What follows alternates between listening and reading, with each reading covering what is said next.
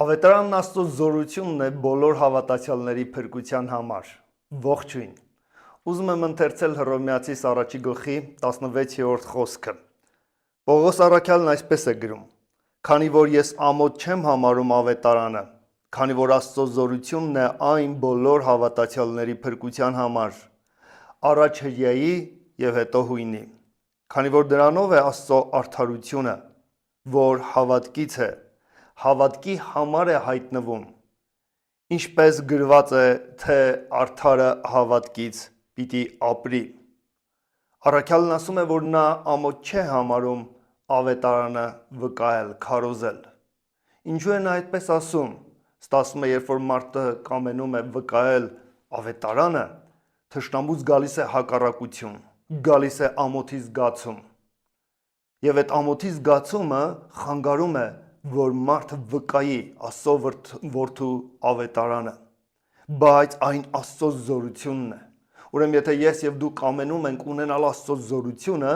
մենք կարիք ունենք քարոզելու ավետարանը, որովհետեւ նրանից է գալիս Աստծո արդարությունը, հավատքով ընդունվում է եւ այդ Աստծո արդարությունը գործում է հավատքով։ Ուզում եմ նաեւ մտորենք, այս հարցը պարզաբանենք մեզ համար։ Իսկ ինչ է ավետարանը։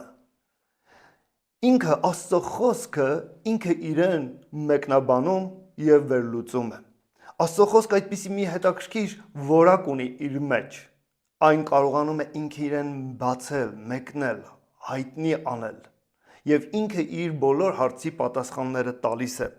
Ուզում եմ ընթերցել առաջին Կորինթաց 15-րդ գլխի առաջին համարից։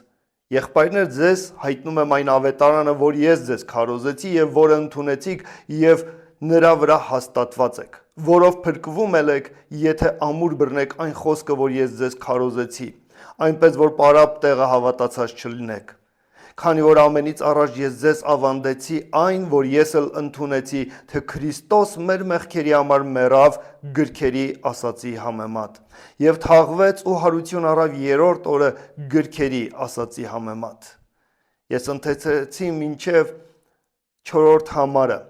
Ուրեմն Պողոս առաքյալն ասում է, ո՞րն է ավետարանը։ Ավետարանը այս 3 փաստերի միաբանությունն է։ Առաջինը Պողոս առաքյալը ասում է, ավետարանը սա է, որ Աստծո որդին Տեր Հիսուս Քրիստոսը մեր մեղքերի համար չարչարվեց գրքերի ասացի համեմատ։ Հաջորդ կարևոր փաստը նա մահանալով թաղվեց դրվեց գերեզմանը։ Եվ երրորդ կարևոր փաստը նա չմնաց մահացած, այլ երրորդ օրը մեռելներից հարություն առավ գրքերի ասացի համեմատ։ Այս երկու համարների մեջ առաքյալը 2 անգամ վկայակոչեց, որ Տեր Հիսուսի թե չարչարանքները, թե մահն ու հարության փաստարկները կային հին ուխտի գրվածքներում։ Այսինքն այն ինչը որ նոր կտակարանում գրված է, այն ունի հիմքեր հին ուխտի մեջ։ Ստացվում է նոր կտակարանի բոլոր ճշմարտությունները հիմք ունեն հին կտակարանում։ Նոր կտակարանի ճշմարտության խոսքը արմատ է գցում հին կտակարանի մեջ եւ սուրբ գրվածքներով հիմնավորված է։ Ուրեմն, որ ավետարանն է, որ ապրեցնում է ինձ ու քեզ, եթե մենք այն ընդունում ենք եւ ամուր պահում, այս 3 կարևոր փաստարկը, Տեր Հիսուս Քրիստոսը իմ ու քո մեղքերի համար չարչարվել է, տառապել է։ Նա այդ բոլոր ցավերը, տառապանքները, մեղքերի հատուցումը, Աստծո բարկությունը իր վրա ընդունելով մահացել է եւ որպես մարդ մահանալով դրվել է գերեզմանը, բայց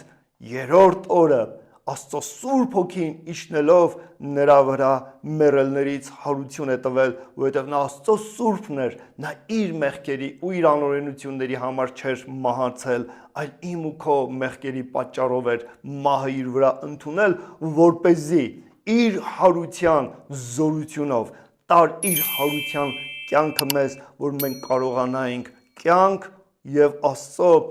երկնքի արքայությունը ունենալ։ Փառք Աստծո, որ այս ավետարանը զորություն ունի ինձ ու քեզ ապրեցնելու։ Ամեն։